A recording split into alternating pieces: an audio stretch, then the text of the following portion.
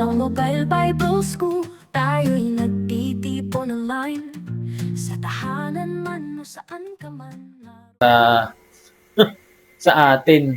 Nawa, dalangin ko mga kapatid. So, spiritual mapping naman tayo. Spiritual mapping is the researching of a city to discover any inroads Satan has made. Kasi, church ang itatayo natin. Spiritual yan. Therefore, may kinalaman din ito sa spiritual na grounds. Okay? So, ang spiritual mapping, ito yung research naman sa city to discover any inroads Satan has made. Kung ano yung itinanim ni Satanas diyan sa lugar na yan. Kasi alam naman natin dito sa mundo, ang sistema dito ay sistema ni Satanas. Yun yung world na tinatawag. So, which prevent the spread of the gospel and the evangelization of city of Christ. So, yun yung mga humahadlang bakit hindi makakilos o makapenetrate yung salita ng Diyos. Bakit wala pa ring church sa lugar na yan? Bakit wala pa ring na-start na gawain sa lugar na yon? May stronghold yon na tinatawag. So, sabi nga po ni George Otis, we must learn to see the world as it really is, not as it appears to be. Kasi kahit sabihin natin na, oy, asensado na yung lugar na to. Lalong-lalo na dun sa nilipatan naming bahay from Marikina, lumipat kami sa San Mateo Rizal. Noon, puro bukid lang yun eh. As in, bukid. Yung tinira namin lupa, bukid lang din yun. Tinayuan ng subdivision. And then, lahat ng katabi niyang lupa, naging subdivision na lahat. O, nitong kailan lang, tinayuan na rin siya ng SM. Dati, lahat bukid. Halos bukid yun. Ngayon, may SM na. Ibig sabihin talagang, nag-iba yung location. Nag-iba yung lugar. So, the world as it appears to be ay flourishing, pero spiritually, ano ba talaga? 'Di ba? Anong situation? Pwedeng magtago lang yung flourishing na yan sa spiritual dryness. 'Di ba? So, he also coined the term, itong si George Otis, yung tinatawag na spiritual mapping. Si George Otis Sr. ang nagpauso nun. At sumikat siya nung sa church planting at saka pag-unite ng mga evangelical churches sa pag-evangelize. So may tinayo siyang sentinel na tinatawag na group. And all are evangelical Christians at iisa ang kanilang personal statement of faith na pag-isahin lahat ng mga evangelical churches nung nagkaroon ng Lausanne Conference. I think ito ay sa kung hindi Germany, Switzerland. Paki-correct na lang ako, i-comment nyo, kayo na lang po mag-research. So basta sa Europe po ito at nagkaroon ng vision, no? Itong evangelization na yon, it was convened by Billy Graham. Si Billy Graham ang nag-start nung conference na yon and 2,700 participants sa iba't ibang nation. Ang purpose ni Billy Graham was to unite all evangelicals in the common task. Ano yun? Total evangelization of the world. Kaya isa sa si Billy Graham talaga na kinilala at tiningala na one of the greatest evangelists. At buhay pa siya, inilagay na siya sa The Generals of God. Kung alam niyo yung book na The Generals of God, try to find one in the internet or in Philippine Christian Bookstore or someone else. Meron sa Amazon, tignan nyo sa Shopee at Lazada kung meron. The Generals of God. May inspire tayo sa mga buhay ng mga talagang mga tao ng Diyos na pinili niya para maging part ng pag-spread ng gospel. So, spiritual mapping by George Otis Sr., it involves superimposing our understanding of spiritual force and events in the spiritual domain into places and circumstance in the material world. Hindi naman lingid talaga na si Satanas nandito pa rin sa paligid, di ba? So, sa spiritual mapping, it means whereby we can see what is beneath the surface of the material world. So, yan. Nakikita natin kung ano yung bisyong talamak doon, baka mayroong drug den dyan, di ba? So, stronghold ang tawag dyan. Saan ba sa Bible yung stronghold? Pastor, hindi namin ginagamit yung salitang stronghold sa church. Okay, 2 Corinthians chapter 10 verse 4, King James Version po yan. Pakinggan niyo po ito. For the weapons of our warfare. So therefore, meron tayong warfare. They are not carnal. Therefore, spiritual warfare. Okay? So, every Christians are involved in spiritual warfare. Allegorical ito kasi spiritual garod. Ayan, halatang Nueva Ecija yung salitang garod. But mighty through God to the pulling down of stronghold. Pulling down, pabagsakin, hilain pababa. Ang stronghold, mga kapatid, ang ibig sabihin niyan, yung fortress, yung bagay na ang hirap mong masakop yung isang lugar kasi meron silang stronghold. It may be yung matataas na pader or yung strategical area kung saan tinayo yung palasyo. It could be like this one na pwedeng maging stronghold or fortress itong tinatawag na bato na yan. Okay? Yan yung stronghold. Kung bakit hirap pasukin yung isang lugar kasi may stronghold. Same as here in the world. May stronghold at kailangan daw natin itong i-pull down, pabagsakin. Paano? Through the weapons. At ano ba yung weapon na tinutukoy dito? Ephesians chapter 6, alam na po natin yan. Helmet of salvation, belt of truth, breastplate of righteousness, shield of faith, at saka yung sword of the Spirit, which is the sword of God, and yung feet that shed with the preparation of the gospel of peace. Yun nga, yung word gospel yung tinutukoy doon sa sandals. So, may stronghold talaga. Amen. May stronghold talaga. Biblical yan. So, the Greek word for stronghold, context tayo, no? It carries the significant meaning both physically and metaphorically. Sa Greek,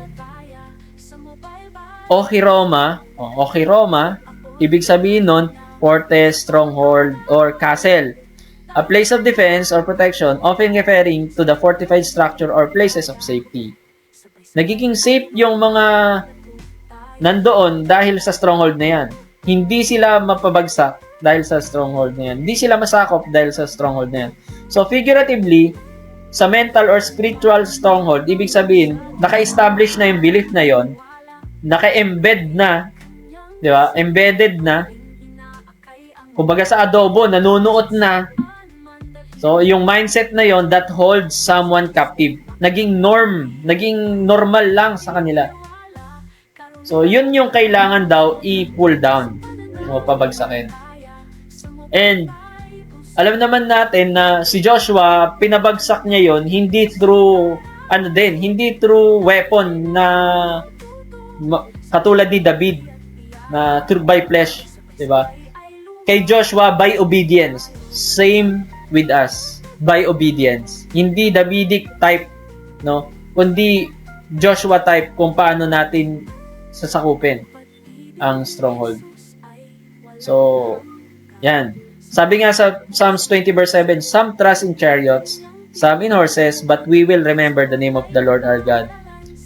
Maraming magpapabagsak sa stronghold sa magitang wisdom nila, knowledge nila, pero hindi yan tatagal. Okay, hindi yan tatagal. Ang pagpapabagsak sa stronghold, mga kapatid, ay tanging salita din ng Diyos. Amen? By the power of the Holy Spirit. Sabi nga, it's not by might, nor by power, but by the Spirit of God. Holy Spirit lang din, mga kapatid. Siya yung governor, siya yung comforter natin, siya yung power natin.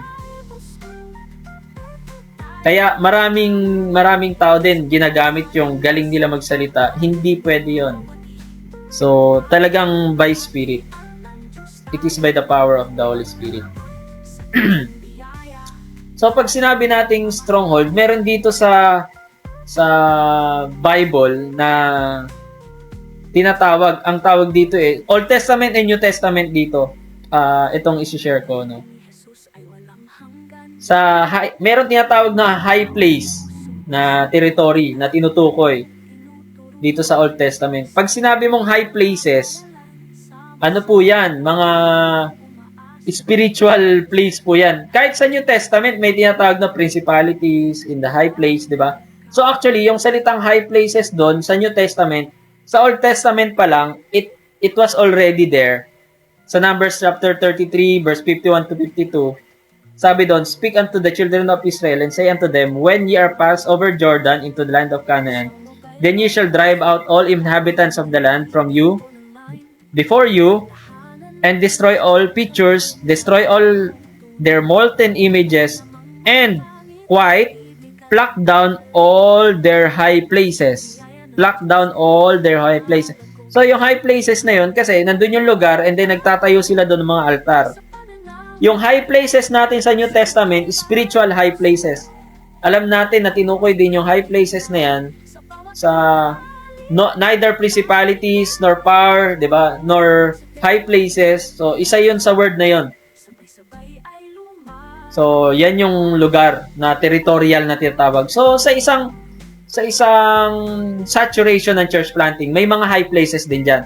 Yun yung lugar kung saan madalas sila mag-inuman, yun yung lugar kung saan madalas silang magkaroon ng session, yun yung lugar kung saan madalas silang magsugal, magbingo, magmaritesan, okay? Mga high places yan. And God can saturate those. Marami na rin ako nakita at marami na rin ako nabalitaan. Dati mga bar, naging church. Pero ngayon, yung church nagiging bar na. Ang sakit sa loob yung ganyan. Nawa, hindi mangyari sa atin yun. Amen. Tayo yung maging part ng revolution. Na yung mga worldly places ay maging divine place. So, bakit kailangan ng downfall tulad ng sinabi sa Israel yung high place na yan?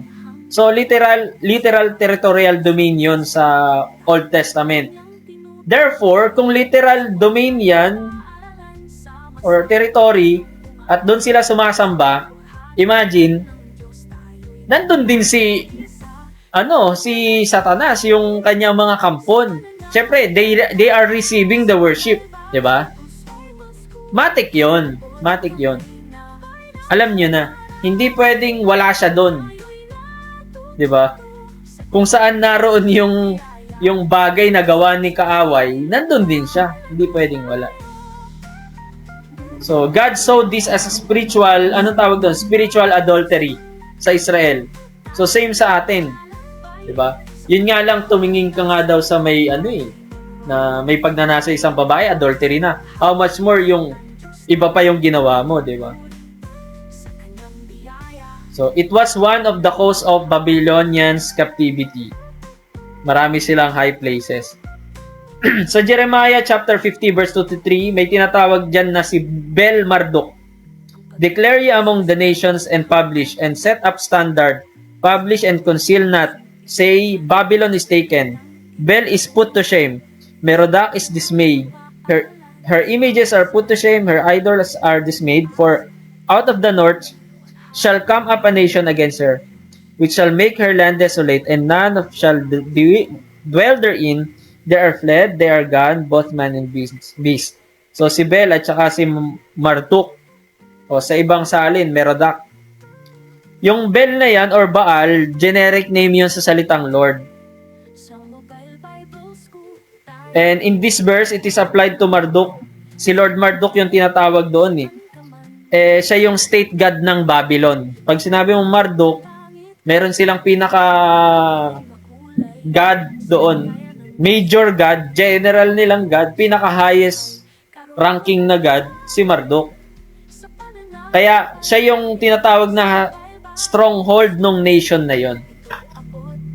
Meron din sa Daniel chapter 10, spiritual force na, yung tinatawag na Prince of Persia, tsaka yung Prince of Grecia. Ayoko nang basahin. Alam na natin yun, di ba? Pinag-aralan na rin natin yan sa angelology.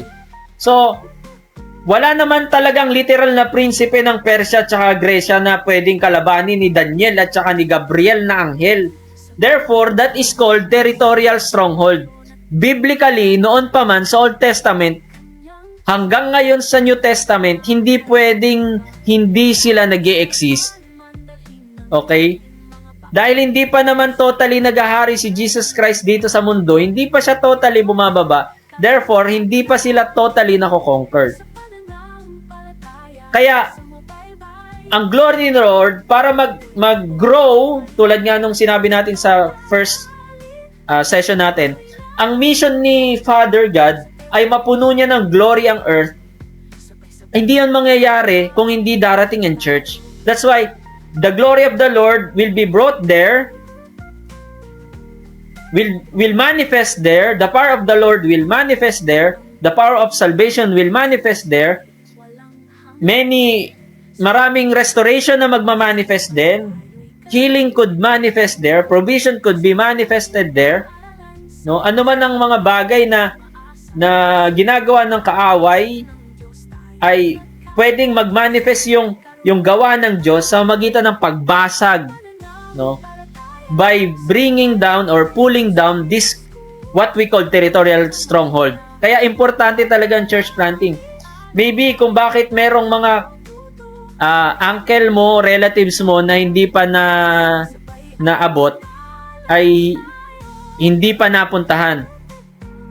Baka meron kayo mga member ng church taga-probinsya, may mga member po kayo ng church dyan sa Manila or something nasa city. Tanungin nyo kung merong, pag umuwi sila sa province nila, tanungin nyo kung merong kapilya malapit sa kanila. Try nyong bawasan yung paggastos sa mga instruments at subukan nyong mag-build ng church planting team, mga kapatid.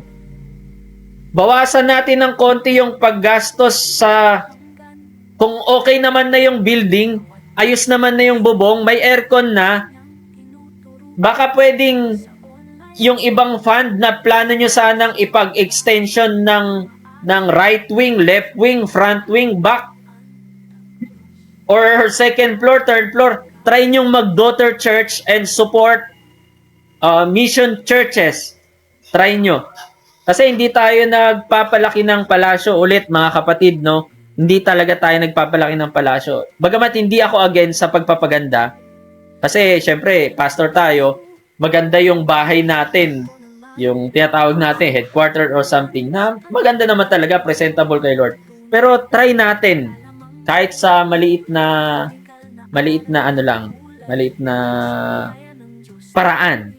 Diba? Hindi naman kailangang maganda agad. So, nakakatuwa sa pastor din namin dito sa Marikina. Ang ginawa lang nila doon, they sent us, nagkaroon sila ng crusade, 3 days yon, 3 nights. And pagkatapos nun, kami naman, puro Bible study lang, Bible study. Nung may naipon, nag-rent ng isang bahay, doon na yung gawain. And then, tuloy-tuloy na hanggang ngayon. So, 20 years na nag-iba-iba man yung pastor, hindi man kasama ng organization na siyang talagang nag-start, okay lang yon. Ang mahalaga, tuloy-tuloy yung mga Kristiyano, tuloy-tuloy yung mga nataniman. Diba? So, kailangan lang ng taong mag-initiate. Marahil ikaw yung nagtanim, iba yung magdidilig. Pero kung bakit nandito ka ngayon sa church planting, hindi pwedeng in-enroll mo to na wala kang pakialam. In-enroll mo to, choice mo to, 'di ba? Pero sabi ng Bible, you did not choose me, I choose you. And now, God is ordaining you to be fruitful, 'di ba? To be fruitful, and that fruit will remain. Okay. May mga nasimulan din kami na gawain. Church planting din to. 1, 2, 3. Tatlong gawain that didn't remain. Yung fellowship sa isang lugar. But at least, yung mga Kristiyano doon, they remain but on other church na. Kasi hindi na-sustain yung mismong fellowship. Okay. Ang kagandahan, yung mga Kristiyano tumanggap, nandun sa ibang fellowship. At least nagtuloy. They remain. Yun naman talaga yung bunga. Yun naman yung church eh. Hindi naman yung organization ang church, mga kapatid, kundi yung tao mismo. Diba po? Alam naman na natin yan. So, yan yung sa Old Testament. Sa New Testament naman, may tinatawag na Artemis of Ephesus at saka yung The Great Prostitute ng Revelation 17. So, meron din na tinutukoy dyan. Yung Artemis of Ephesians sa Acts chapter 19 verse 27 yun, yung leaders ng Ephesus, na-upset sila sa ministry ni Apostle Paul dahil, yun nga, yung nandun sila, naniniwala sila sa templo ni Diana, pero dinispise ni Apostle Paul. Ang tawag nila kay Diana, Queen of Cosmos, di ba? Queen of Heaven, Savior, Lord din ang tawag niya eh. Actually, may suot siyang may zodiac din sa neck niya. He possessed an authority and power superior to that sa astrology na faith. Kaya alam natin that is one kind of stronghold. Okay, stronghold yung mga yan. Kung saan marami yung mga nagsasayaw-sayaw ng mga rebultos, mga stronghold yung mga yan. So, sa Great Prostitute ng Revelation 17, pag binasa nyo na lang, basahin nyo na lang po. Alam naman na natin na demonic spirit yung pinapakalat talaga niyan. And the whole territoriality of that kind of demonic spirit. So, may 9 principles na i-share ko sa inyo sa spiritual mapping. Mabilisan na lang din ito.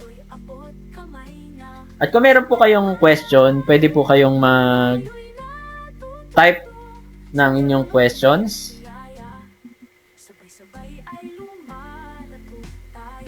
And mamaya i-review natin po yan. Babasahin po natin. So, sa spiritual mapping na po tayo, 9 principles for spiritual mapping. So, number 1, it must be based on God's Word. Yung ginagawa ba nating spiritual mapping, base yan sa salita ng Diyos? Okay? Or baka gusto mo lang? Number 2, those engaged in spiritual mapping and warfare must ensure they are living in Christ's holiness, not self-righteousness. Baka gusto mo magpasikat lang ba dyan sa isang lugar o si Jesus Christ ang gusto mong sumikat? Yung sarili mong mabubuting gawa ba ang magandang makita nila o yung mabuting ginawa ni Kristo sa buhay mo at gagawin sa buhay nila? Sorry. So, number 3, they must be under spiritual covering submitted to a local church. Yan. Siyempre, pati yung mga hahayo, kailangan submitted din yung mga yan. Hindi pwedeng walang submission yan kay pastor nila. And may covering din yung mga hahayo, syempre. Ibig sabihin ng covering, merong humahawak sa kanila na isang social group na nag-send sa kanila doon. Maliban kung talagang isa ka lang or napag-usapan nyo lang na dalawa. Pero at least submitted kayo sa pinapagawa ng Lord sa inyo. Okay? Kasi ang hirap yung makinig kayo sa akin, baka may senior pastor kayo. Yung mga nakikinig na associate dito or worker. Hindi porke nanonood kayo ng MBS at nandito ka ngayon sa church planting nakikinig, ay magche-church planting ka na lang ng hindi alam ng pastor nyo. Hindi rin maganda yon, mga kapatid. Una, magpaalam kayo. Okay, magpaalam kayo. Kung mas malakas talaga yung udyok ng Panginoon na kailangan ko na talagang mag-start ng church planting sa aming probinsya or doon sa ganitong lugar or sa bahay namin, kailangan mga kapatid, bago nyo simulan, magpaalam kayo. Kung hindi kayo yung senior pastor, magpaalam kayo. Matutuwa naman sila eh. Kung hindi ka payagan, tapos pinagpe-pray mo, talagang sabi ni Lord, go, mas susundin mo si Lord. Hindi mo susundin yung senior mo. Kasi meron ding, ang problema kasi sa church ngayon, maraming mga senior pastor o kaya head pastor na masyado na silang parang nangongolekta na lang ng mga gems. Kasi nga, nagpapalakas siya ng palasyo niya. Parang gusto niya, marami doon sa loob ng palasyo na kayamanan. Actually, ikaw ang nakakalam sa gift mo. Kung ang gift mo ay as an evangelist or God is sending you to a location or in some place, lakasan mo ang loob mo magpaalam and you have to do something para masunod mo yung kalooban ng Lord. At kung kayo naman yung pastor, para balanse ano, kung kayo yung pastor na tinutukoy ko na para bagang may associate pastor ka, malulumpo ka kung nagpapaalam siya na mag-start sa ganito, ayaw mong payagan, you have to release that pastor. Kasi tayo yung nagiging hadlang sa kalooban ni Lord. Marami na akong nasubukang ganito. Yung mga taong nagpipigil sa kanilang associate pastor na umalis, ang nangyayari, nagkakaroon muna ng problema para umalis yung pastor na nagpapaalam. Kung pinayagan mo pa noong una pa, ibig sabihin, maganda pa ang pag-alis, di ba? Naging maayos. Ikaw pa yung sumuporta. Instead na nagsarili siya, tapos ayaw ka ng pansinin or something na ikaw pa yung pinapasama at pinapasama mo siya. Ang totoo, hindi natin ang may kagustuhan talaga nun, ang Panginoon na inalaw niyang mangyari. Hindi ko sinasabing perfect will, but we can say it as permissive will. Pinermit ni Lord na mangyari yun para ma-scatter yung mga leader, para mas maraming mga church ang maitanim or maitayo, church planting. That's why sometimes God is allowing division inside the church para mag-scatter yung mga leaders. Sometimes God is allowing those. Binubulabog din. Kasi Old Testament, New Testament pa lang nangyari na yan, di ba? Nung gusto nilang magtayo ng komunismo, iisang kabandang yaman ng kakristyanuhan, ang ginawa ay pinasok sila ni Saulo at napatay muna sa Esteban bago sila mag-scatter. So nagkaroon sila ng division. That is called divine division. Maganda sana na sa Jerusalem lang sila. Pero inalaw ni Lord na mangyari yun na mag-divide sila para mag-scatter yung word of God, yung gospel ay madala din sa mga hindi pa naliligtas. Through that kind na mahirap man mag-move on, pero kailangan natin tanggapin. Kaya bilang senior pastors, yung mga tinuturuan natin, dapat tignan nyo yung kalidad nila. Kung may pagka-evangelist sila, pahayuin nyo lang. Pero yung mga evangelist na masyadong matatabi lang dila, hindi rin sila pwedeng, pag nakapag-start sila ng church, hindi din sila pwedeng mag-stay doon ng 5 taon. Kasi kapag evangelist yung mga yan, hindi talaga pastorate yung kanilang gift.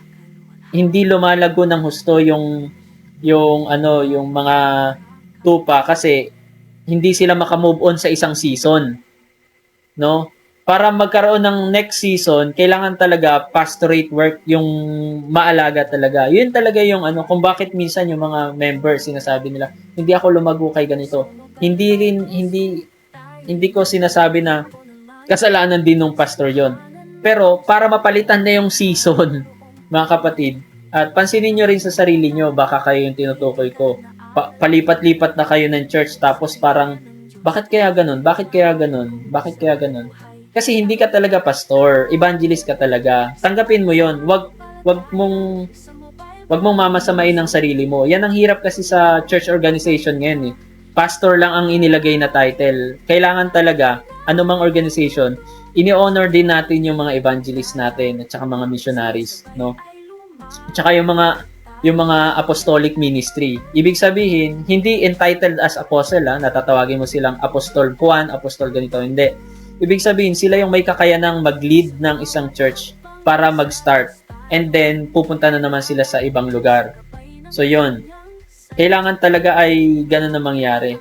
So, ang hirap din kasi minsan magpasubmit sa isang local church na ang title lang na kinikilala dyan ay kung hindi bishop, pastor. Okay? Kung kayo ang leader ng isang organization, I'm encouraging you, mag-appoint kayo ng evangelist. Kung kayo ay SEC-registered, lisensyahan nyo sila. At yung mga wala pang license dyan, nagbibigay kami ng license sa mga ministers na walang license, pati sa evangelist, tutulungan namin kayo. Bibigyan namin kayo ng job descriptions kung ano ang evangelist. Meron ding personality test. Ang isusunod ko, pag-release ng license ay training patungkol doon and discovering your gifts according to the fivefold ministry. Gifts. Merong mga answer sheet na ibibigay ko sa inyo o isang website para kayo mismo ma-discover sa sarili nyo na kaya pala ganito yung kakayanan ko.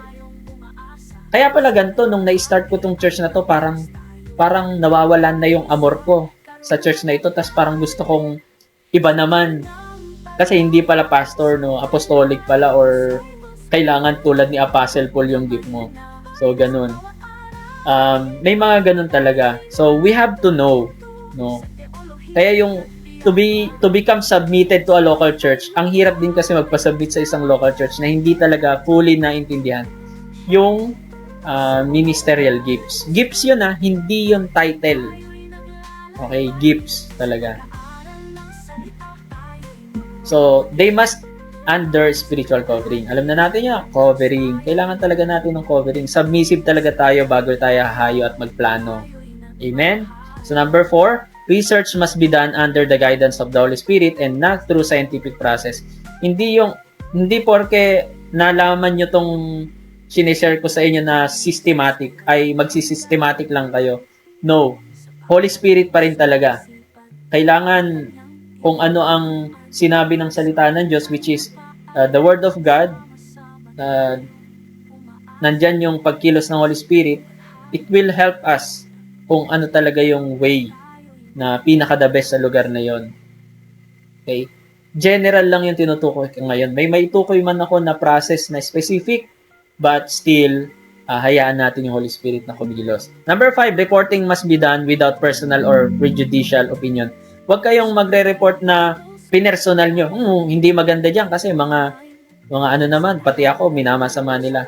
So, walang problema doon. Kung ano man yung issue doon, sabihin nyo, pero wag nyong personalin. Okay? Or any opinion. Huwag kayong baka ganito. No, huwag kayong maglalagay ng baka. No? Yung baka nga na yan, matindi yan, lalo na kapag umunga na eh. Oo nga, pag sinigundahan yan. Nagiging totoo kahit haka-haka yung baka tas umuunga. Di ba? Yung mga marites na baka tas may kasama pa siyang oo nga, mga baka na. Nagiging totoo kahit mali. So, wag mag-opinion. If we have kung magkakandak tayo na research, mas maganda yung tamang data. Okay? At manggagaling yun sa mga taong taga-ron. So, those involved must keep a positive attitude. Magiging positive attitude lang tayo. Kung nakita ka ng, halimbawa, grabe yung mga tao dito, parang mga lasinggero, mga sugarol. Mag-thank you Lord ka kasi yan talaga yung hinahanap ni Jesus Christ. Baguhin yung mga taong yon. Kailangan ang tingin mo ay, praise the Lord, may kuta si Satanas noon. Papatumbahin yan papatumbahin na yan si Satanas. Because, sabi dito, I will build my church and the gates of hell will never prevail. Ibig sabihin, si Lord ang mananaig sa lugar na yon. I-declare mo na ang sinasabi sa salita ng Diyos ay mangyayari. Okay? Kung ano yung nasusulat, yun yung i-declare mo mangyayari sa lugar na yon. So, thanks be to God to victory through Christ Jesus. Yung palagi sasabihin mo, victory. Huwag kang, pagkatapos mo i-report yung negative, then you must have a positive attitude na mababago sila, na may pag-asa yan. Okay? So, this involved must be in absolute unity. Kailangan din may pagkakaisa. Hindi pinagkakaisahan. Okay? And number 8, those involved must not be young or immature Christian. Nabanggit ko na po kanina yan. Basta ma-involve sa church planting team, sa spiritual mapping, ay kailangan matured Christian yon. Yung sanay sila na ma-reject, sanay sila na masigawan, alam niyo yun, sanay na maduraan, ganon. Sanay na yun yan, sinabi ko. Lahat yun, nangyari din sa akin yun. Pasamain ka kahit wala ka namang ginagawa, pagbintangan ka na hindi mo naman ginawa. So, yun. Kasama yan sa pagiging Kristiyano. Kung hindi mo yan nararanasan, yung persecutions na ganyan, baka ikaw na yung hindi nakaangat or hindi halatang Kristiyano. Baka malatang Kristiyano. Kasi ang mga Christians, hindi pwedeng hindi yan tumatanggap ng persecution eh. 'Di ba? Kasi dito sa mundo, sabi ng Lord, we have many tribulation. Therefore, kung walang tribulation sa buhay mo, hindi mo nararanasan yan, baka nasa mundo ka kasi. Kaya hindi mo nararamdaman. Kakampi mo yung mga makamundong tao, pati yung ginagawa nila, ginagawa mo rin. That's why they're not persecuting you. If you stand in the Word of God, if you stand in your faith, if you stand in sa principle na biblical principle, ay meron kang persecutor. So, find your persecutor by saying the truth, by reaching out the lost soul. Amen. Hindi pwedeng hindi ka magkakaroon ng persecutor. Magkakaroon ka. One time, merong isang mother sa loob ng church. Tuwing pupunta ako sa bahay nila, yung asawa niyang sundalo ay iritang-irita sa akin dahil yung asawa niya, minsan na lang siyang umuwi dahil sundalo nga. Susunduin ko sa bahay nila, aakayin ko, aalis kami, pupunta sa isang fellowship. So, ayun, parang naiirita sa akin. Tuwing nakikita daw ako, sabi niya, umamin sa akin eh. Pag nakikita ko si pastor talaga noon, iritang-irita ako sa kanya. Parang, sabi nga sa Ilocano, mabusor. Sabi niya gano'n. Hindi ko alam talaga kung anong, kasi hindi ako Ilocano eh. Kung may Ilocano sa inyo, ano ibig sabihin ng mabusor? Mabusor nga talaga, Asjay. So, parang inis o sumasama ang loob. Parang gano'n, hindi ko alam eh, kasi hindi nga ako Ilocano. Pero yung mother ko, half Ilocano. Father ko, full-blooded Pangasinense. Kaya pag mag-usap sila sa bahay, Pangasinense, pero hindi nila kami tinuruan. Ang gapo, wala. Ang putilayag. Taga San Carlos si Father. So, ayun. Kaya mga kapatid, paano tayo napunta doon? Kaya tayo mga kapatid, maging din tayo, maging alert, maging sensitive, Nasira na yung headset ko. Sorry. Tanggalin ko lang.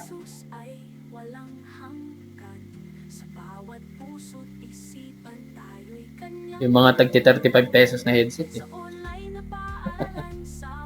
Bumigay na. Itong kabila na lang. So, yan. So, wag talaga dapat immature. Kailangan yung may alam na. At matured na. So, number 9, ultimately, the elders, pastors of a town must take the lead. Kailangan yung mga, kung sino yung elder or pastor, sila yung magli-lead doon. Hindi pwedeng ililid. Ang church planting ay ililid ng youth pastor lang. Hindi. Kailangan talaga ay yung pinaka-senior ang magli-lead. Or wala man siya sa lugar na yon, still, kailangan bumibisi-bisita siya. Lalong-lalo na sa tinatawag na paternal stage. Okay? Kasi maganda sa paternal stage, Asar. Ayan. Thank you po, Brother Jerome. Yung paternal stage, kailangan talaga yung presence ng tatay doon. Nakikita, nararamdaman din. Kasi kapag hindi ka connect doon, ang magiging tatay na nila doon ay yung sinend mo. Maganda rin naman na siya yung magiging face ng fatherly face doon. Pero hanggat maaari, magpakita ka pa rin. No? And iparamdam mo yung presence mo kapag ikaw yung senior. Kailangan maramdaman din ng anak na tatay ka. Kasi daughter church yun eh. Ikaw yung galing sa mother church. Okay? So, suportahan natin din sila. Punta-puntahan natin sila. Or else, mapupunta yan sa iba. Pero, mapunta man sa iba, hanggang ang maganda ron ay, tuloy-tuloy naman. So, yun yung 9 principles natin. Ito, may assignment tayo.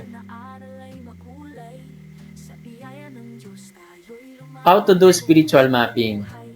So, screenshot natin The Process of Church Planting by Danny Vermeulen, page 23 to 28. Actually, ang dami kong mamaya pa pala yun, ang dami kong e-books na ibibigay ngayon sa mga enrolled. How to enroll. So, free yung video natin, free yung learning, pero kung gusto nyong magkaroon ng certificate, diploma, i-enroll nyo. Pwede namang mag-enroll ng per subject lang muna eh.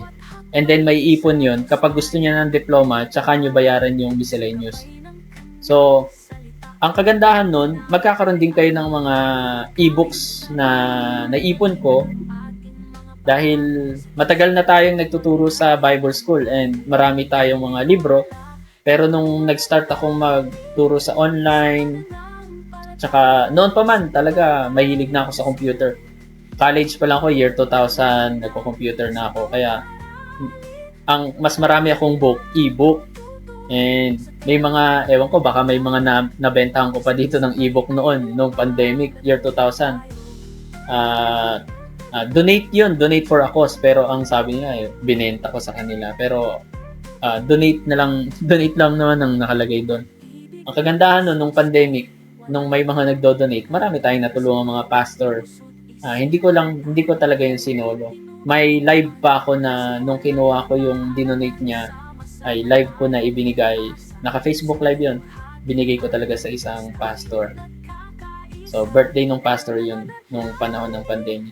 So, ang ating assignment, gawa tayo ng outline form nung how to do spiritual mapping. Outline form lang. Hindi ko kailangan ng detalyado. No? Kung gusto nyo i-detailed, dadagdagan natin ng dagdag points.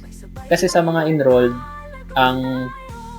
para madagdagan yung grade nila, ay kailangan gumawa ng assignment. Pero kahit hindi kayo gumawa ng assignment, kung mag-enroll kayo, okay lang, papasa kayo, kahit puro nood-nood lang. So, may grade naman kayo, pasado naman kayo, hindi naman kayo babagsak.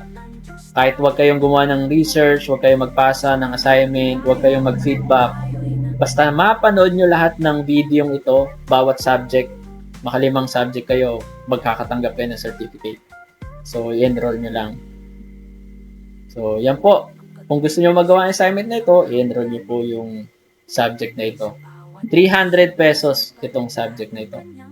Kasama po ng at least 10 na church planting related ebooks. Maliban pa dito sa PowerPoint. Itong PowerPoint na ginagamit kong ito ay kasama po sa 300 pesos natin.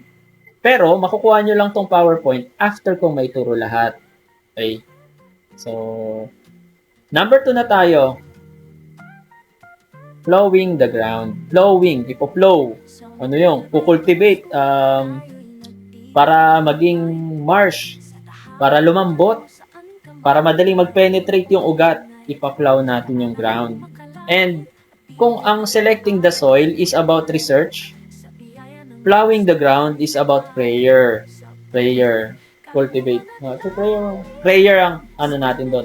Spiritual allegorization or contemporization. So the very next thing a farmer does is to plow the ground. The hard soil needs to be opened up and softened for the planting process. Likewise, the community in which you are going to plant a church needs to be opened up and softened for the gospel. This can only be done through prayer. So you have now done the research and which give you not only statistics but also actual situation na that you can target in your praying. So nakita mo na yung statistics, anong kailangan mong gawin doon? Ipagpe-pray. Cultivate. So, napakagandang process ito ng church planting. Para maging successful ang church planting natin, ay ganito ang gawin natin talaga. Masarap nga yung sinabi nga sa isang relasyon, mas masarap yung nahinog na bunga ng panalangin. Diba? Hindi yung pilit. Parang bunga ng mangga, maasim kapag pilit. Pero ang pag-ibig na pinahinog ng panalangin, matamis. Yan. So, without deep intercessory prayer and patience in hearing God's strategy for the church plant, it will not have a lasting effect. I suggest that prayer walking in the neighborhood or village may be of a great value. So, prayer walking ang aking suggestion. Or praying on-site with insight. Okay, praying on-site with insight.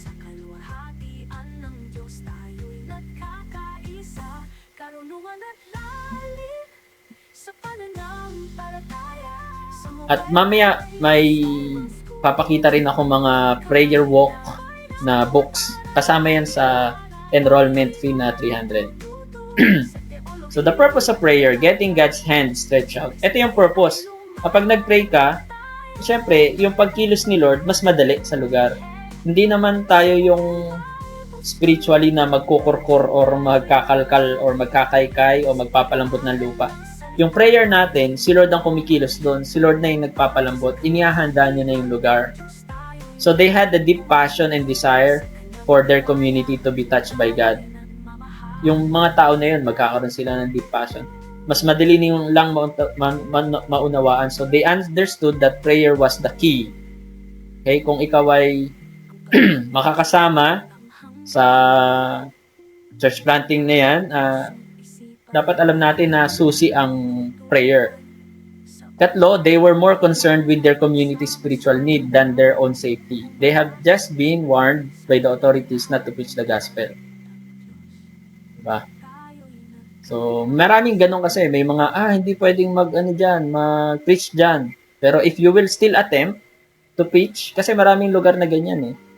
Hindi naman tayo magpapapigil sa tao pag sinabi ni Lord, mag-preach ka pa rin. Hanggang kamatayan yun. Hindi pwedeng hindi. Ganun yung maraming Kristiyano. Maraming mga missionary, ganun. Diba? Alam naman na natin sa church, history of mission. Pagkatapos nitong church planting, history of mission ang ituturo, history of mission.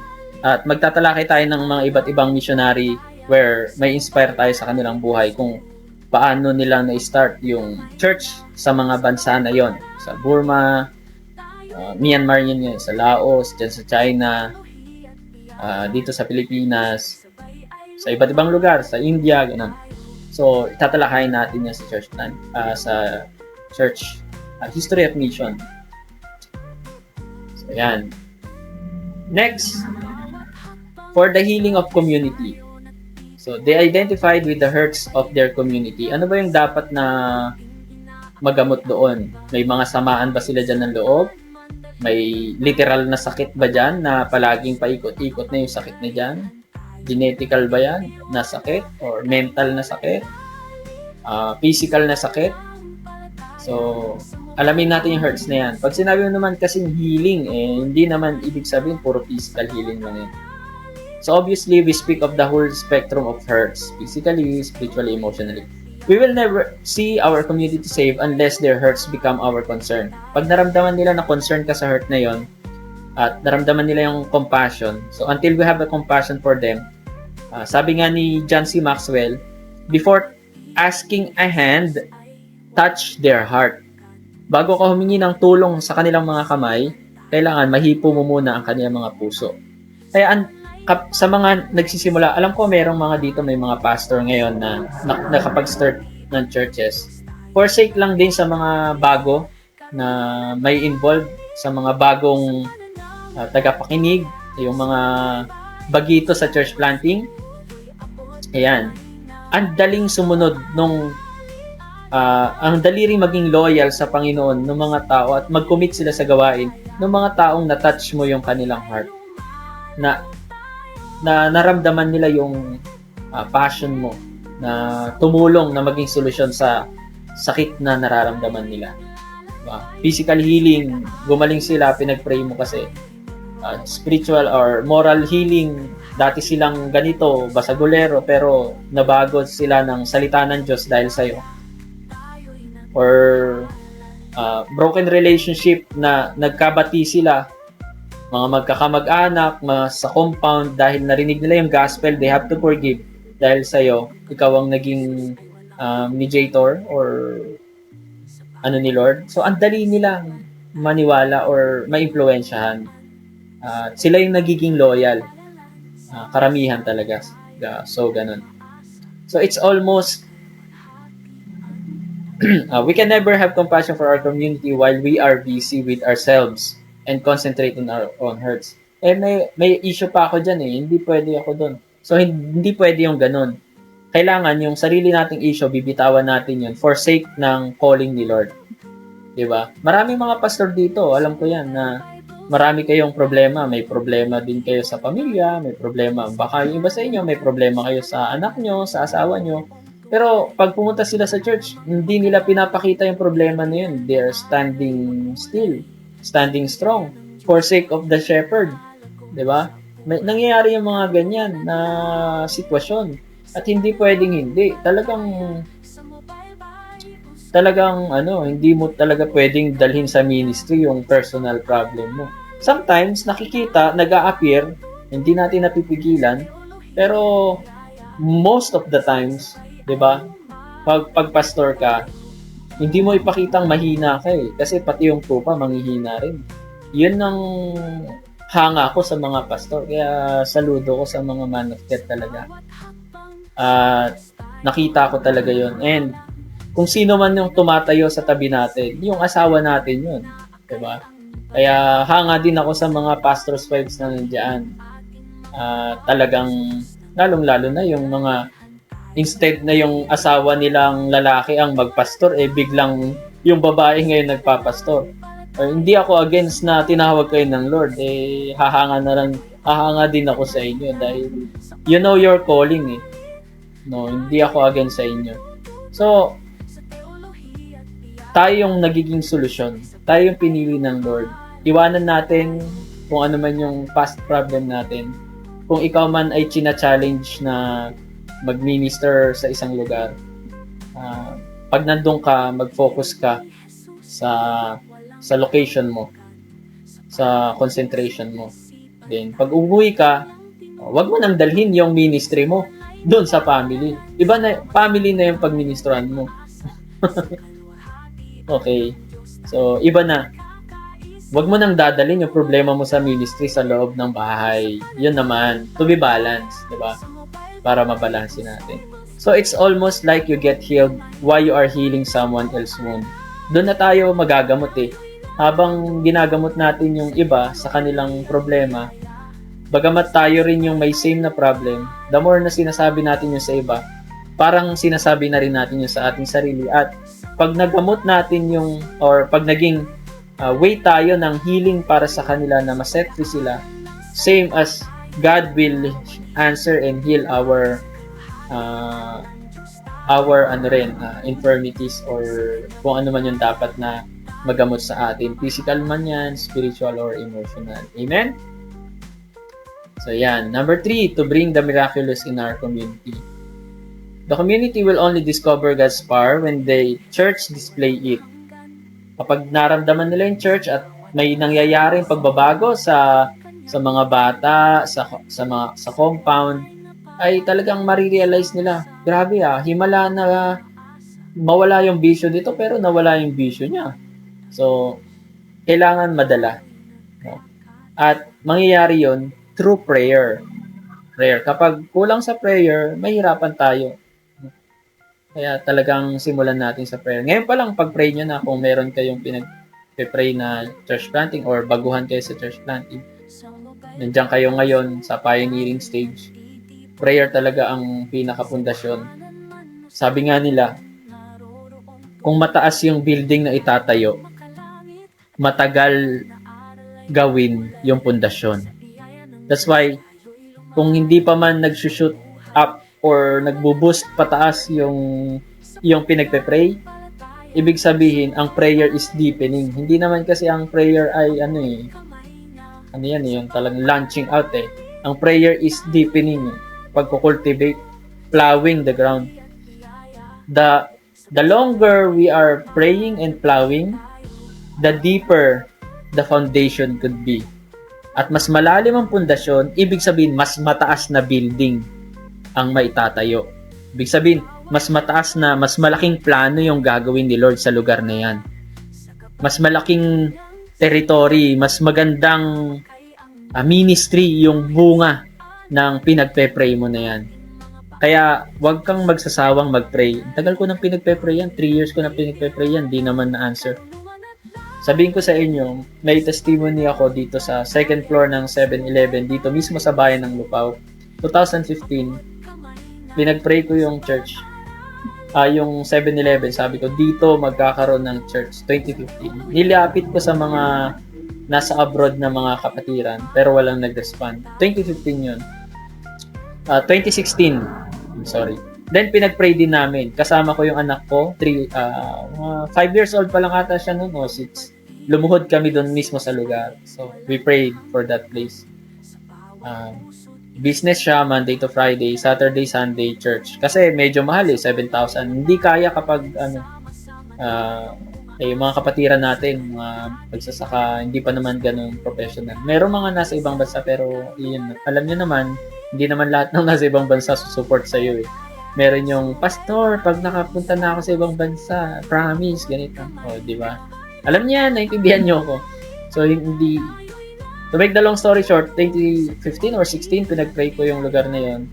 Pero, 17, 18, tsaka lang nangyari, pero hindi ako yung pastor. Merong nag-rent sa lugar na yun, ibang denomination, ibang church organization.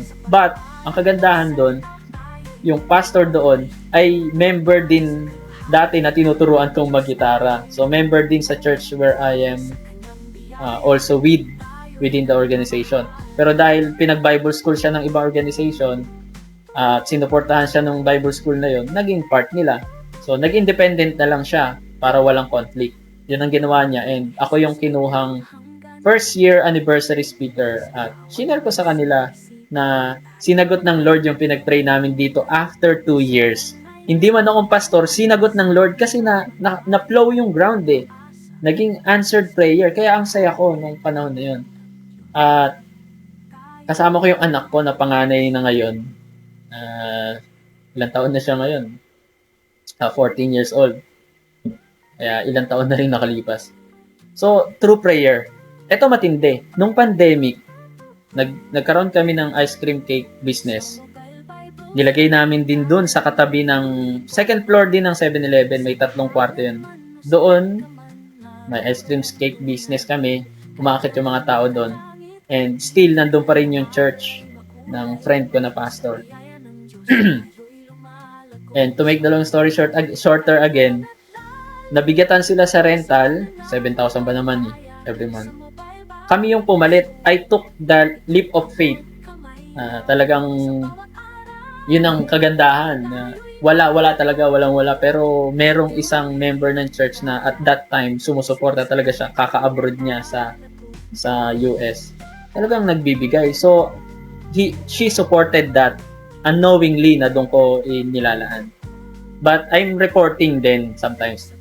And by God's grace, pandemic yon, nagkaroon ng church.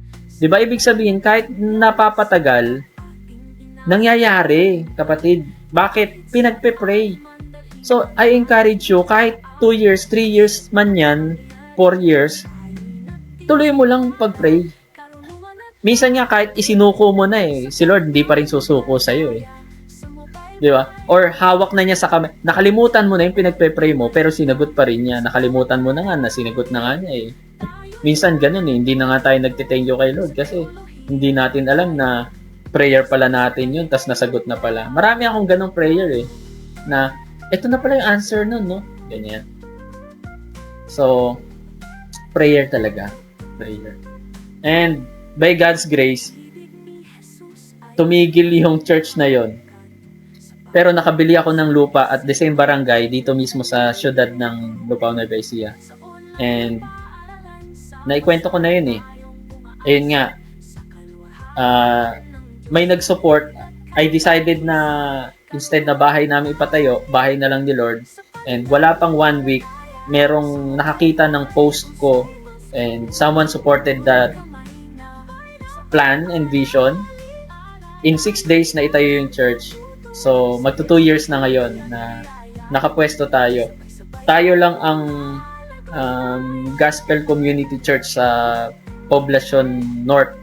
Yung mismong poblasyon. Pag sinabi mo poblasyon, pinakagitna yan, di ba? Catholic Church, yung mga malalaking church, Iglesia ni Cristo. Pero by God's grace, nakapwesto tayo doon sa biyaya talaga ng Lord. So, prayer talaga ang solusyon. Kung gusto nyo mag-church planting, prayer talaga. Huwag kayong susuko sa prayer. There's no greater delight for Christian than to experience a miraculous answer to prayer. So, one of that miracle na naranasan ko din is through prayer. Can you imagine the organization that takes place in the heavens to make your prayer effective? So, yun yung question. So, recently, we have seen God's miraculous power in our community when the church prayed for rain. So, yan. Marami din dito na yun yung pinag-pray noon. Umulan, ganun. Pero yung rain na tinutukoy sa Bible, yung spiritual rain ngayon, latter rain, yung rain ng Holy Spirit, yung power na maramdaman ng community na may change talaga na mangyari. through your preaching. So, next. Dito na tayo magtatapos yan. Meron pa isa dito yung pinaka-last. So, ito na yung last natin, tas meron ng assignment. So, identifying with felt needs in your community. Babasahin ko na lang din po ito kasi alas 10 na. Meron na lang tayong 7 minutes. So, identifying with the felt needs of your community. Unless we are going to be touched by the needs of our community, we are only going to pray religious and rhetoric. Language designed to impress prayers. So, kailangan touch need. Nasabi ko na rin kanina yun. So, we must be able to pray from the heart. Felt needs versus assumed need. Merong assuming lang kasi na assuming na kailangan natin yung mga bagay niyan. So, hindi pwede. Dapat yung felt need. Minsan may mga ibinibigay tayo na itong kailangan mo pero hindi yun ang totoong kailangan nila. So, assuming need yun. Kailangan yung felt need. Okay? Yung maramdaman mo. Okay? So, how do we discover the needs of a community? Read the paper or ask questions do sa community. Make it your business. I attend an information meeting with the police. So, may mga ganun. Pwede kang punta sa police, pwede kang punta sa barangay, makipag-appointment ka sa barangay captain. Sabihin mo din yung intention mo na gusto mo mag-church plant doon. Okay? Para maging legal din, di ba? Mas maganda talaga yung maging... Then, pag-pray mo na yun, lahat ng may encounter mo. Pag-awad, barangay, pag-pray nyo. So, listen with sanctified ears to the community talk and then verify its authenticity. So, ang isang ginagawa namin dito, house-to-house prayer evangelism, para marinig namin yung mga problema ng compound. Kamusta naman po kayo dito? Maganda naman po ba yung ng compound nyo dito, yung mga kapitbahay nyo? Sometimes kapag nag-house-to-house prayer meeting kami, natatanong namin yun. Pero sometimes lang kapag naramdaman nyo yung tao na hindi siya yung mukhang mukhang marites or pag hindi leading ni Lord, wag niyong sasabihin. Okay? Hayaan nyo lang yung leading talaga. So, kailangan mo talaga ng discernment yan. So, people need miracles. Amen? And that miracle is not only by miracle in physical or moral. The greatest miracle a man could have is to be saved. Salvation is the greatest miracle, kapatid. Yung tayo, hindi tayo deserving. Lahat tayo disqualified sa grace ni Lord. Pero pinili niya tayo. Sino bang matuwid sa atin? Wala, kahit ako nagtuturo. Kung malaman nyo lang kalokohan ko, baka hindi na kayo maniwala sa akin na nagtuturo ngayon. Di ba?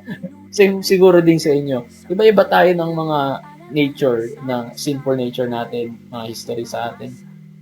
Pero, we're saved by grace through faith, di ba? So, yun yung greatest miracle. And people need that kind of miracle na maligtas yung kanilang kaluluwa. So, prayer bring them into contact with the living God who cares for them as He cares for us. So, praying with the mayor this week, ganun, or yung barangay captain, nawa merong masave na nakaupo, ganyan. Kagawad, SK chairman, pag-pray nyo. So, number 5, you cannot preach to them until you have prayed for them. Amen? So, yun nga ang pinakamagandang way, prayer evangelism. Hayaan nyo dito sa church planting, pag natapos itong church planting natin, bibigyan ko kayo ng prayer evangelism form and idea how we do it. So, ganun kasi ang ginagawa namin. 1, 2, 3 ang ginawan namin and nakapag-start kami dyan ng gawain sa 3 yan through prayer evangelism. Pang-4 itong 2 years na church. And we pray too much for those who ought to know how to pray and too little with those who do not know how to pray. So, yun nga. Number 6 na tayo. Hear God's heart beat for your city. Ano bang gusto ni Lord sa lugar na yan? For your city, for your area, for your barangay, to other city that you went through or you have went or is napuntahan nyo na pero may udyok si Lord, parang may malakas na leading sa'yo na balikan mo to. kailangan mo dyan, puntahan mo yan. So, do not go against it. Pag-pray mo, pag nahinog yan, magiging maayos ang lahat. Malinis, as in. May gusot man, at least the Holy Spirit will plancha. Paplantsahin niya, aayusin niya. God will provide. Yun nga. If there's no vision, there's no provision. But if there's vision, God-given vision, there will always be a provision for you, for us. So, praise God. Yun. Ito yung ikalawang, actually, ikatlo na ito. Unang assignment natin, yung 6 model. Ikalawa, what is prayer? Yung mapping, spiritual mapping. Bibigyan ko kayo ng ebook. And then, itong ikatlo, ay prayer walking. Okay? Any denomination, they are doing prayer walking. If you are not familiar with this, you have to do this one. Kung meron kang plan na mag-church planting, I encourage you, do a prayer walk. So, what is prayer walk? Actually, yung aming house-to-house evangelism is one kind of prayer walk din yun. So, one process, isa sa mga uri ng prayer walk. Pero hindi lang ganun ang prayer walk. Maraming klase. At may step-by-step na naririto. Paki-screenshot na lang and I will send this also in our group chat. If you were enrolled, isasama ko kayo sa isang group chat at sa group chat na yon, nandun yung mga e-books na i-share ko. So, para sa mga, especially sa mga nag-enroll lang yon. So, ito, sa A Guide to Prayer Walking, ito ay mula sa isang pastor sa Texas Baptist Church, Guide to Prayer Walking. And then, Prayer Walking Made Simple. Yan. Sa mga campuses din, baka meron kayong involvement sa campus ministry. Meron din yung Every Campus Prayer Walk Guide. Mga e-books po ito. Maraming laman po ito. And Step-by-Step Prayer Walking by Michael Roland. So, itong 4 na ito, actually, 5 yan.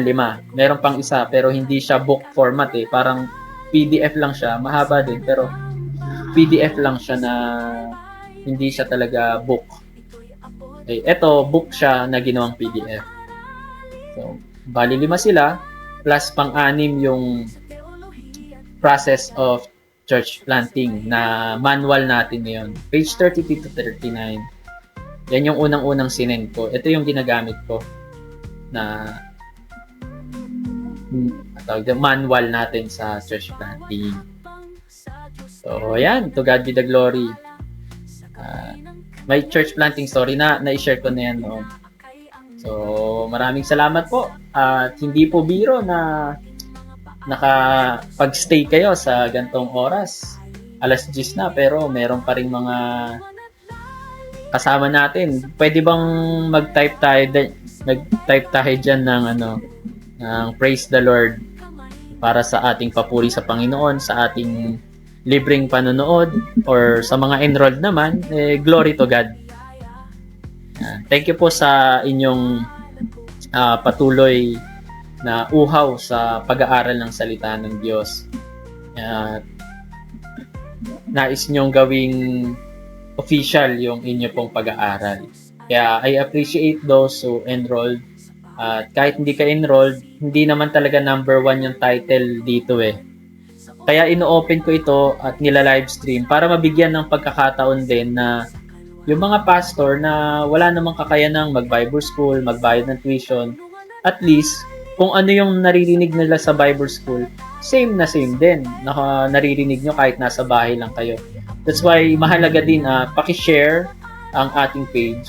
At kung sino man ang maka-follow dito, at least hindi sila maligaw sa mga, alam nyo na, may mga nag-aalok kasi ng online theological study na ililiko ka naman or ilalayo ka talaga sa katotohanan.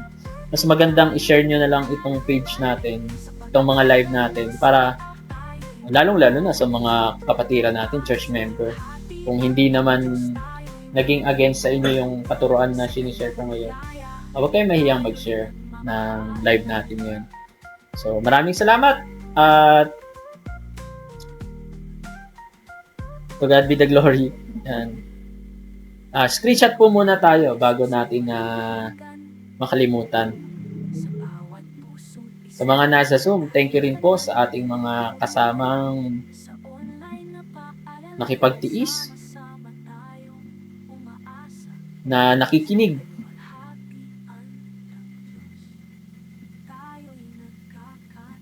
Stop sharing ko muna to para makita natin kayo.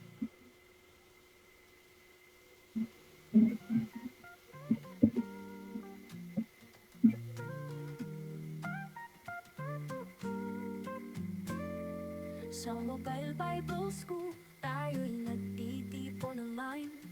Sa tahanan man o saan ka man, naroroong tunay. Yan. Kung meron po kayong mga questions sa live stream at saka sa Zoom po, pwede po kayong mag-type or mag-encode ng ating pong mga questions or inquiry. Kung meron naman tayo pasasalamat at meron tayong appreciation, pwede rin po nating banggitin sa ating pong comment box. So, open cam po tayo in 3, 2, 1. Ayan, isa pa po. Habol po yung iba. Ayan. Ngayon ko lang ulit nakita yung gwapong-gwapong Pastor Irenea natin sa nagbukas ng camera. Ayan. Okay, ulit. Tingin po tayo. Let's smile. 3, 2, 1. Yan. Makikita kayo sa My Day ng ating page Mobile Bible School. Last. 3, 2, 1. So, thank you and God bless us all. So, any reflection and then close tayo ni sino pa dito closing prayer natin. Si Brother Allen. Okay. Magtaas na lang kayo ng kamay if like nyo mag-encourage pa or kung wala na, I'm calling Brother Allen Andrade. Habang nag-share din siya ng kanyang reflection, ay magtaas na kayo ng kamay. Kung hindi kayo nag-share, hindi kayo nagtaas ng kamay, ibig sabihin mag-closing prayer na si Brother Allen. Sige po, binibigay ko na ang pagkakataon kay Brother Allen and the opportunity to pray for us. Good evening po sa lahat. Good evening po Pastor Roderick at sa lahat po na nandito ngayong gabi. Blessed evening po sa lahat.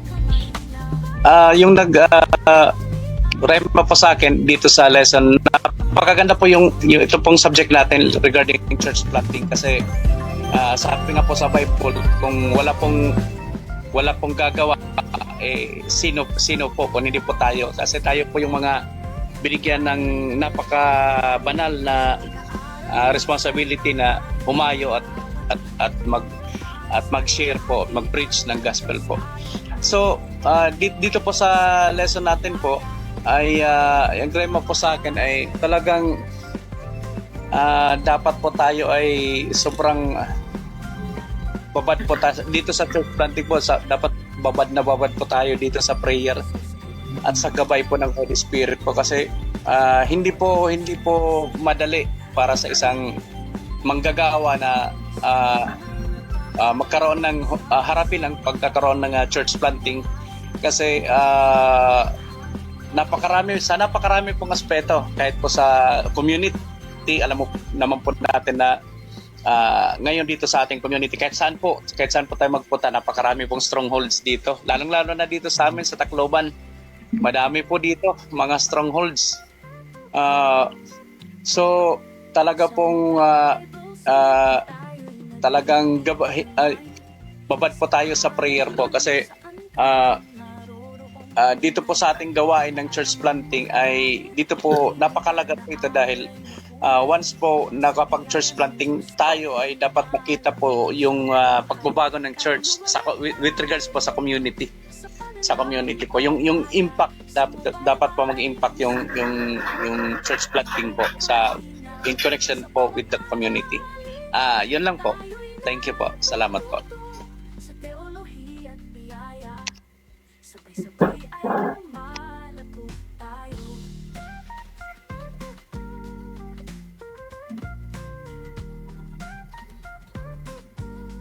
Amen. Yun, tama yun. Kailangan magkaroon talaga tayo ng impact sa community. At hindi lahat talaga ng lugar madaling mawin. So, may mga pagkakataon talaga na kailangan bugbugin natin sa prayer yung kaaway. Praise God. Na-appreciate ko yung birthday niyo po dyan sa Tacloban. Kaisa namin kayo sa prayer. Tayo mga church planting na group, kailangan tayo mga intercessor. Try nating gumawa rin ng every night, kung kaya natin, every night, pag sama natin sa mga prayer yung dapat natin na ipag-pray. Amen? At yung mga may burden mag-pray, makipray. Yung wala, di wag.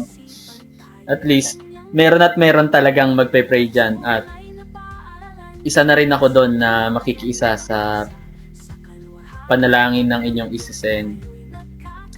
Ano pong website yung My Spiritual Gifts or Fivefold Ministry by Brother Mark Enriquez? Isesend ko po ito sa group chat na lang natin. So, yan po. Maraming salamat po.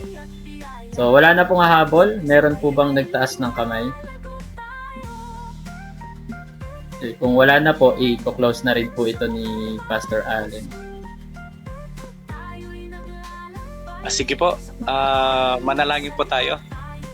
Let's close our eyes and let's put our hearts, let's put our minds in the presence of our Lord. Lord God, maraming salamat po Lord God sa oras na ito Lord God.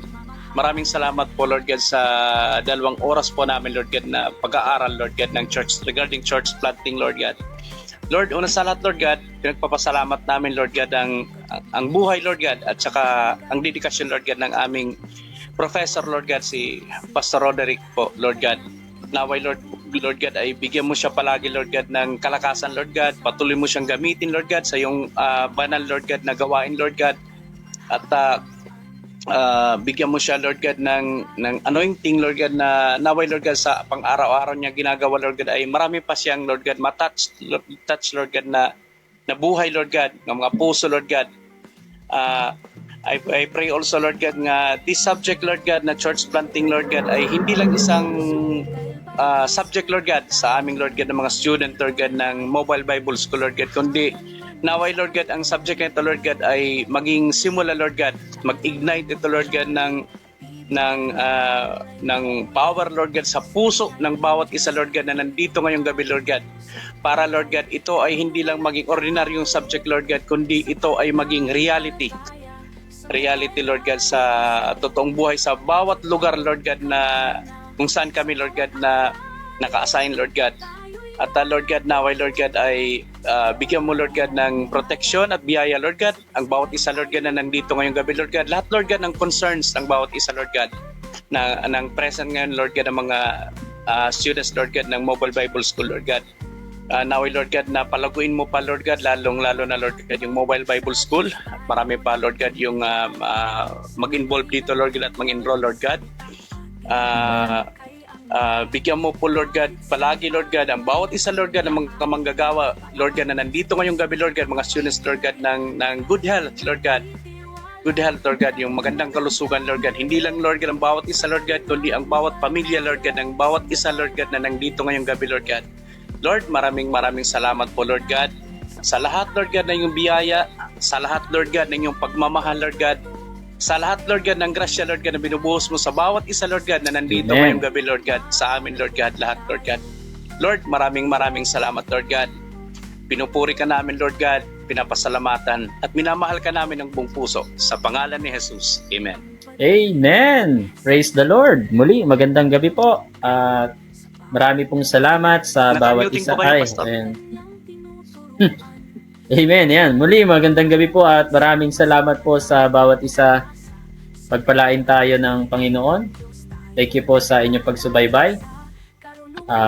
Next week po ay meron tayong sa mga doctorate class natin at mga enrolled ng Genesis 1 to 11. Tutuloy po natin. Second week Every Tuesday ng second week of the month kasi yun. Pero last month, naging busy ako kaya hindi tayo nakapag-aral. At alam kong na-miss nyo na po yun. So, announcement, Tuesday, next week, meron tayong Genesis 1 to 11 na pag-aaral. At tomorrow, meron po tayong subject sa Reformed Theology. Last na pagtuturo na po ni Pastor Dexter sa subject na Reformed or Reformation Theology. Yan. About Soli Deo Gloria, or ito po ay 5 solas. Nandun na siya sa ikalima, yung To God be the glory alone, or For the glory of God alone. Kaya maganda po yung atin po mapag-aaralan bukas. At nawa makasama po namin kayo ulit. At magla-livestream tayo tomorrow. So most of our tawag dito, yung online subject natin ng Reformed Theology is recorded lang. Pero ang kagandahan, naka-upload na rin po ito sa YouTube. Kaya sa mga gustong makahabol sa Reformed Theology, pwede po ninyong panoorin. Punta lang po kayo sa aking YouTube site, Katupa Roderick De Vera. Yun po yung aking site. Papakita ko sa inyo. Nasa na ba?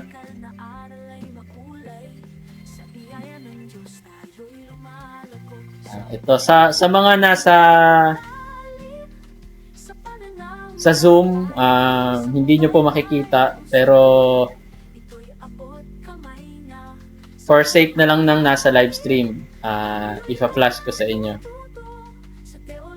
Yan pa. Katupa Roderick De Vera.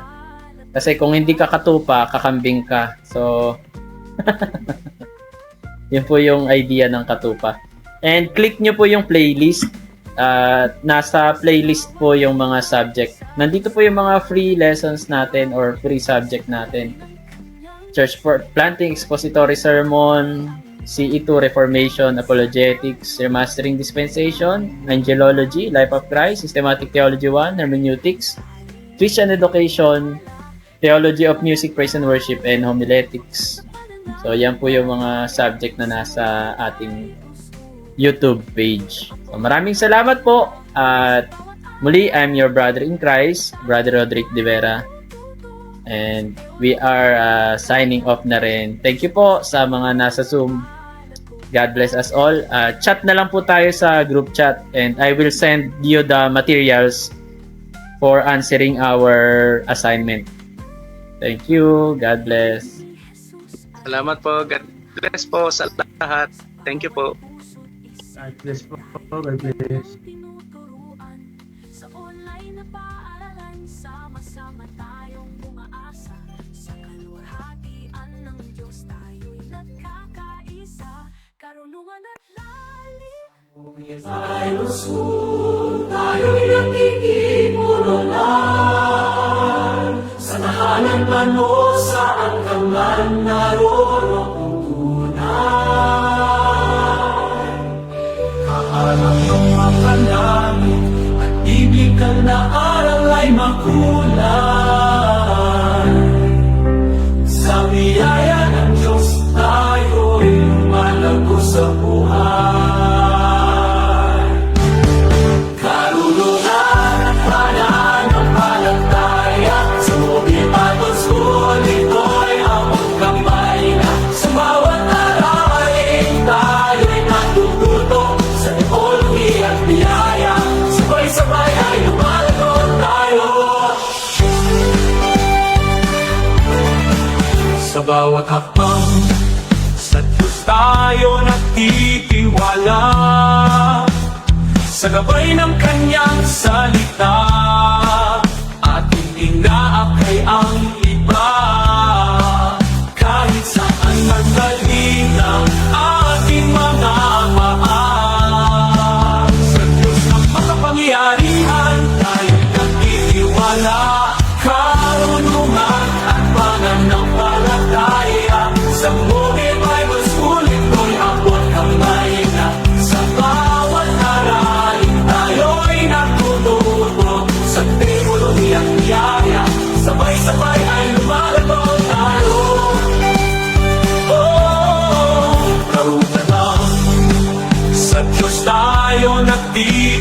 pagpapala sa gabay ng kanyang salita. Ating pinakay ang iba kahit sa panmanalhin ng ating mga paa. Sa Diyos ng mga pangyayarihan tayo'y nagtitiwala tayo. Ang pag-ibig niya'y walang hanggan. Sa bawat puso't isipan tayo kanyang tinuturuan. Sa online at paaralan, sama-sama tayong umaasa. Sa kaluwalhatian ng Diyos tayo'y nagkakaisa. Sa Mobile Bible School ay akot kamay na. Sa bawat aralin tayo'y natututo. Sa teolohiya at biyaya, sabay-sabay ay lumalago tayo. Sa Mobile Bible School ay naglalakbay. Sa pag-aaral ng salita, tayo'y magpapuri. Para sa kalwatian ng Diyos, tayo mapupuri. Sa kanyang biyaya, tayo'y nagkakaisa, nagmamahal.